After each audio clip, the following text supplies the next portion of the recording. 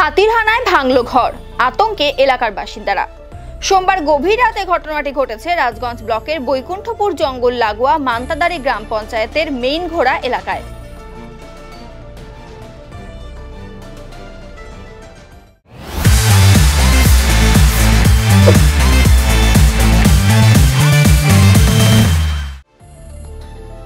সোমবার রাত ৩টে নাগাদ ৪টি হাতির একটি দল মেইন ঘোড়া এলাকায় তাণ্ডব চালায়, একটি বাড়িও ক্ষতিগ্রস্ত করে। এছাড়া এলাকার কিছু গাছ লণ্ডভণ্ড করে দেয় হাতির দলটি। বেশ কিছুক্ষণ তাণ্ডব চালানোর পর হাতির দলটি জঙ্গলে ফিরে যায়, যদিও এই ঘটনায় হতাহতের কোনো খবর নেই। খবর পেয়ে মঙ্গলবার সকালে ঘটনাস্থলে আসেন আমবাড়ি রেঞ্জের বনকর্মীরা।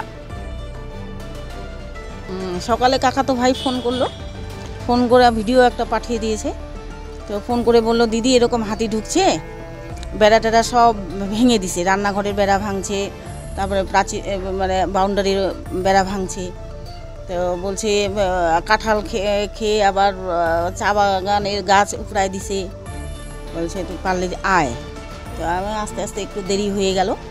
এই তো এসে যা দেখলাম, তো তাই বাড়িতে কেউ থাকে না, বাবা বৃদ্ধ, আর আমার বড়দা তো বাইরে চাকরি করে।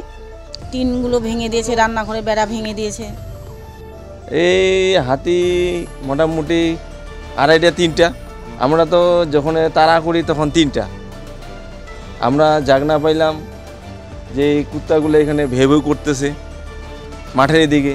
আমি জাগনা আছি, কুত্তাগুলো ভেউ করতেছে, আমি জাগনা আছি।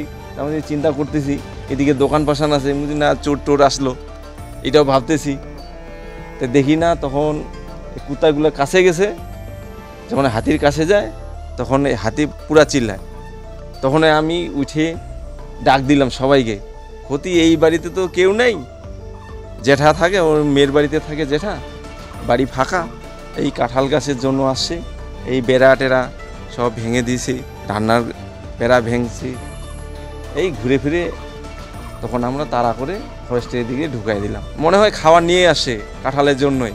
এদিকে ওদিকে কলা গাছ ওই বাড়িতে ক্ষতি হয়েছে, আর ওদিকে মানে বাজারের কাছাকাছি ওদিকে মনে কারো গাছ টাছ ভাঙছে। আর একটা মানে আমাদের বনে আছে, তো মল্লিকা না কি নাম, ওদের বাড়িতেও ঢুকছে।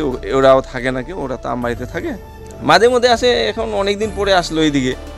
ডিপার্টমেন্টের লোক তো, আমাদের তো ফোন নাম্বার নাই, যার কাছে ছিল ও তো ট্রান্সফার হয়ে গেছে।